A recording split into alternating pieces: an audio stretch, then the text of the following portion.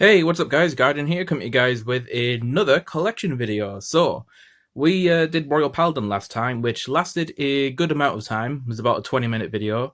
This one shouldn't take as long, because just to give you guys a bit of a sneak peek with Gold Paladin here, but that's how many pages there are in comparison to Royal Paladin. Royal Paladin had like the entire binder, so yeah, that took a bit longer. And also I wanted to introduce the series and yeah, just talk about it.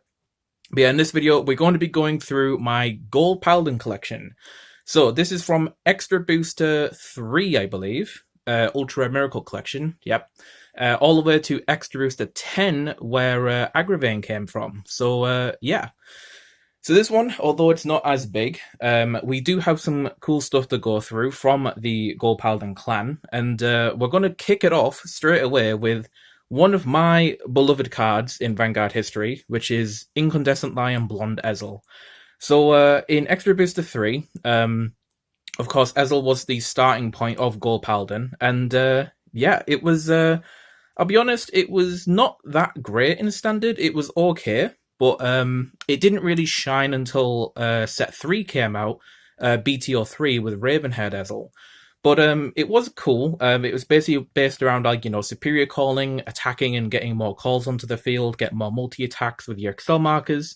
It was okay. But if anything, I think Ezel left its mark more in Premium. As most players will probably remember, Ezel was a pretty nutty deck for quite a long time and is still somewhat relevant, I do believe. So, yeah, but that's more got to do with the old Grade 2 Wonder Ezel that let you superior ride Ezels from the deck. Pretty nutty, but that card got banned, so yeah, that card's been dealt with. But yeah, as you see here, we've got good old Ezel on the front here as the first VR, and then we have Bowmains. Bowmains used to be like the 10k vanilla from back in the day, and I do like the design around like making them sort of based around the superior ride from the old version of Gold Paladin with Ezel, so that was really cool, and they kind of capitalized more on that when more and more Ezel support came out, so that was pretty cool. And right down here we have Vivian, which was also nice to see return, and she had a very nice looking artwork, very, very beautiful.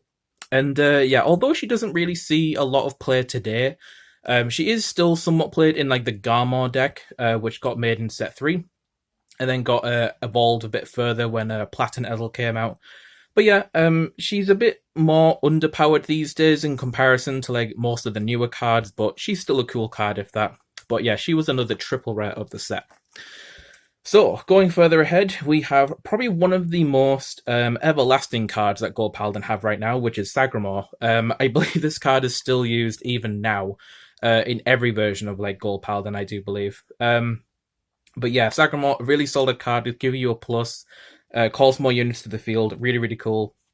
And then we also got Pelennor, really famous unit from back in the day. I didn't really play with him that much, though. I was more focused on like Garmor and Ezel from back then. But I did play around with him a little bit when I revisited Garmor later on. So that was pretty cool. I actually did a deck profile of that earlier this year. I think it was in February, I think. Then we have Halo Shield Mark, also really nostalgic unit, and yeah, as we all know, draw RPGs lasted a really long time in Standard, and we are getting reprints of these finally, so yeah, more accessibility to Gold Paladin is all good. So yeah, the draw RPGs is really nice to see a reprint for, but yeah, Mark has just been solid all the way through, was even utilized in Premium as well, which is a thing. So yeah, then we have the Superior Interceptor, which was Nemean Lion. Now, I'm kind of sad that he wasn't really that good, unfortunately. He was okay, but just not brilliant. But yeah, I do like his really, really like cool new artwork that he got. That's really, really nice. And yeah, lastly, we have a couple of more rares down here. We have Loppia Shooter, which was used with the old Pelennor deck back in the day. I think it was used somewhat in like the first set, I think, but hasn't really been used that much outside of that, I don't think. But yeah, another cool classic card. And then we have Haugen down here, which was the... Ooh, this was the 7k Counterblast 1 game 1000 power back then, I think. I'm pretty sure. But yeah. Haugen was actually pretty nice for the Garmor deck. Basically, essentially give you like a free plus, potentially, if you rode him. And you got the hit off. So yeah, he wasn't too bad overall.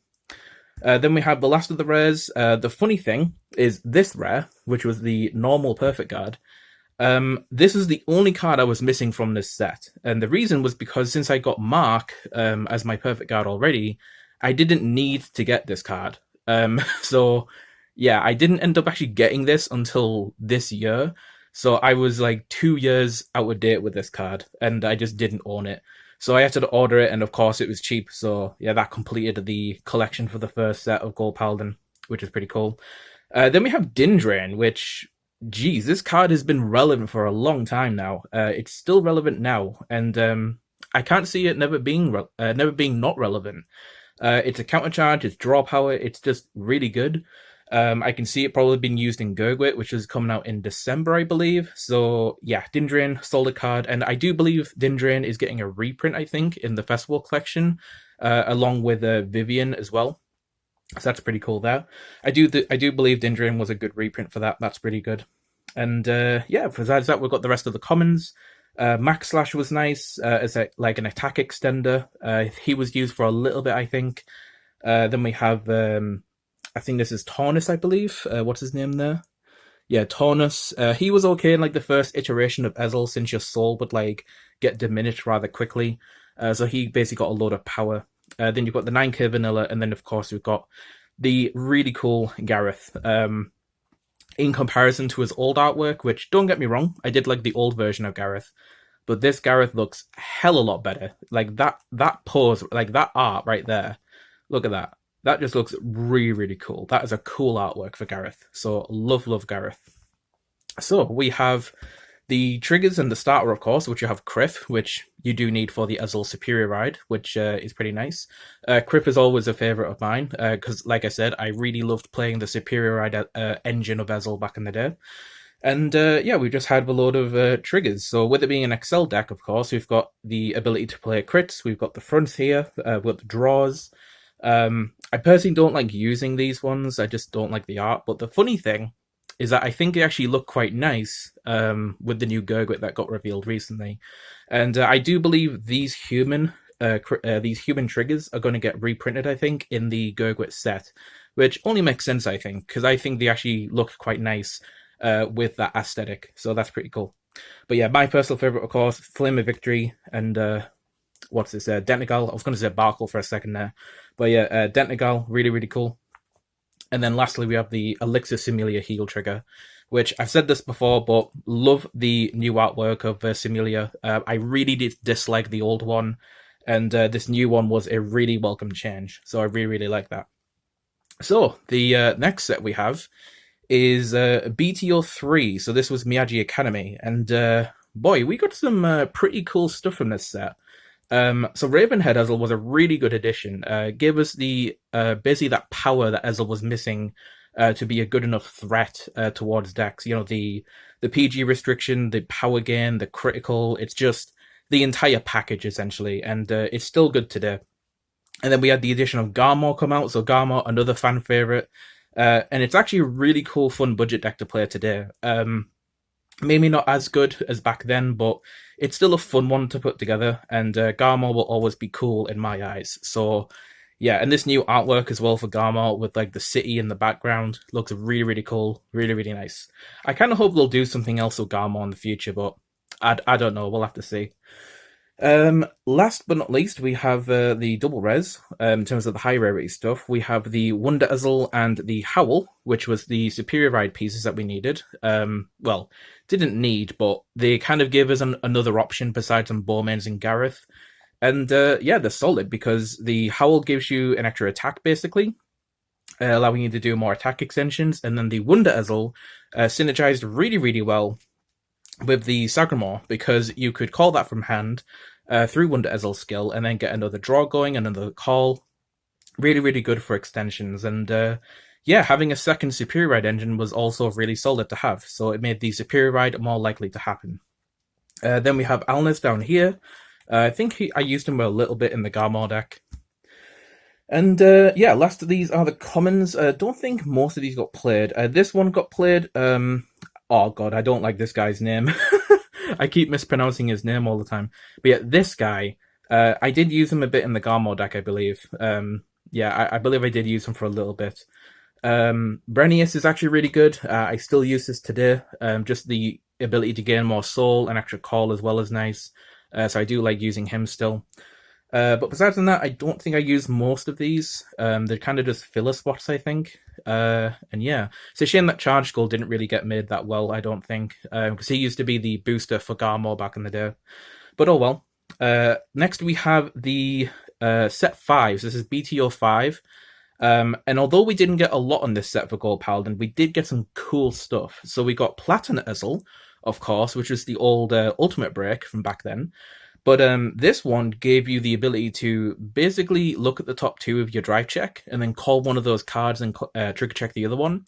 And then if you had 2 grade 3s in your soul, you did it again. So yeah, this is a really cool design. Wasn't expecting this at all, and it's actually really good, not only for Ezel, but also for Garmor as well, since it's generic. You know, it doesn't matter what the grade 3s are, they just need 2 grade 3s in soul to use it, which is really, really cool.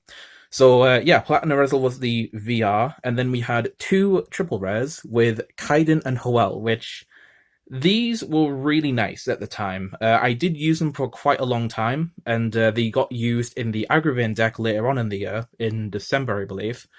And yeah, they're just solid. It was giving you that extra power onto the rear guard to get past those defensives, which would usually shut your turn down. So Hoel and Kaiden, really nice additions. I'm actually not using these at the minute in my current Ezel deck, which I actually am going to do an updated profile for Ezel later on, because it's been like almost a year, I think, since the last profile I did of it. So yeah, stay tuned for that. Then we had Fortune Bell, which was an old stand trigger from back then, and yeah, a welcome addition to the clan as reintroduced into standard. And then lastly, we have the Greeting Drummer, which was also an old... was Greeting Drummer an old stand trigger? I believe it was. Yeah, I'm pretty sure Greeting Drummer was a stand trigger, but yeah, got made into a front trigger, so that is that. And then we have the final set of support for Gold Paladin, which was Agravain. So weird thing is that they made the Liberator of the Flute a Scrad, but this is the only Liberator, I believe, that we have at the minute. But they kind of restricted him to just work with Agravain, which is kind of weird. Don't know why they did that, but oh well, it is what it is. But yeah, Agravain, really aggressive card. Really cool, because this was like an old Mega Blast card from back in the day, in the same era that Ezel was in. So I kind of respect that, but I think at the same time with Agravain, although it was fun when it went off, the downside is that when Agravain whiffed, like when you got really bad luck with this deck, it just flopped really badly. And I think that's one of the things about the Agravain deck that I just didn't like, was that it had a high power threshold in terms of attacking the opponent, but if you had really bad luck with it, it just flopped, and it really didn't feel like it did much. But I don't know. It was okay for a good while, but I kind of fell out with it after about a month or two, I would say. But yeah, Escrad, it was cool to see Escrad come back at least. He was an old Liberator that I remember playing a lot. Then we had a Little Battle of Tron, which is kind of weird because he's from the Ezel era. So yeah, he got made, but he also got misprinted. Yeah, his skill is actually incorrect, but check the wiki on his skill because he's different on the card. I don't think it's that big, but it's like a minor difference that does make it a change. So yeah. Then we have Full Cavalier Dragon. I can see this card actually being quite useful in the future. It's actually not too bad overall. Gives you your Vanguard a bit more power. And gives you a plus as well, so that's actually not too bad, but it's kind of random, you know, within the top card of your deck, so it is what it is. Then we have Eleanor, which I remember making a very gimmicky play with Pelennor on the Garmor deck. But yeah, this card was really nice. If anything, this card was like this, and a Scrad was like one of the main things of the Agravain deck that I did like, was getting these off and getting the pluses and getting the power going from these cards. So that was really, really cool. So lastly, we have the final double rare. I actually don't know what this guy is because I didn't use him at all.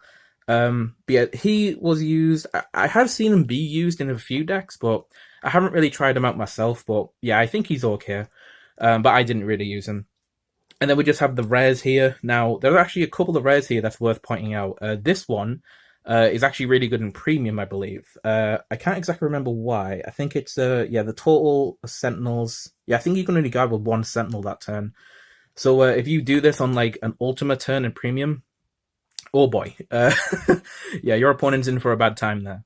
Then we had the new Perfect Guard, which was the Vanguard skill, where you can draw a card and discard a card. So that's pretty cool. And then I do believe there was another card. Might have been a common, actually. Ah, yeah, here it is here. So this is what's this called? Bethok.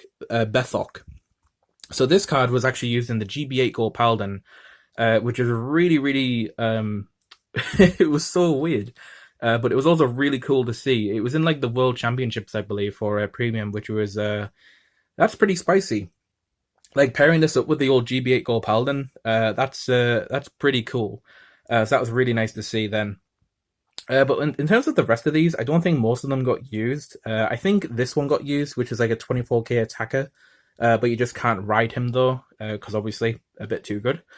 But yeah, 24k vanilla, kind of weird to see at the time, but there it is. And yeah, we finally have the triggers, which I think all of these are reprints. Yeah, but we did get the Spring Breeze Messenger, which was nice to see. So we do have an alternative starter, so we don't have to play Criff all the time. So that's pretty cool. But yeah, we got the reprints from set 1. And then finally, we have the different Ezel markers, which these are the only ones I bother picking up. I know like there's Korin markers out there, but yeah, with me already investing into the Aichi stuff, I didn't want to like, go bankrupt with the Korin stuff. So yeah. And that is it. That is it for Gold Paladin. So it's a lot less than what Royal Paladin had, for sure. But I think from what Gold Paladin has had, it has been entertaining to play, but I think overall, I have enjoyed Royals a bit more just because over time, Golds just haven't really had that much options when it comes to like its playstyle. It's like you've had Ezel, you've had Garmor, and you can mix Garmor with like Kaiden and Howell. But then Agravain just wasn't a big fan of it. So yeah, I am looking forward to Gurgwit coming out. I think it's in December, I believe. So yeah, I'm interested to see what Gurgwit's going to do and to see what old Gold Paladin stuff we can mix with him to make him a bit better. Probably Kaiden and Howell, I imagine, but we'll see. Have to see what Gurgwit actually does. But yeah, that's going to be it for my Gold Paladin collection. So I hope you guys enjoyed this video. I will be doing an updated Ezel deck soon, since it has been a long time since I've done one of those. And yeah, it gives me a chance to update Ezel and then get ready for Gurgwit when he comes out. So yeah, thank you guys very much for watching. I hope you guys enjoyed, and I will see you guys in the next video. So like always, guys, take care, have a nice day, and this is Guardian, signing out.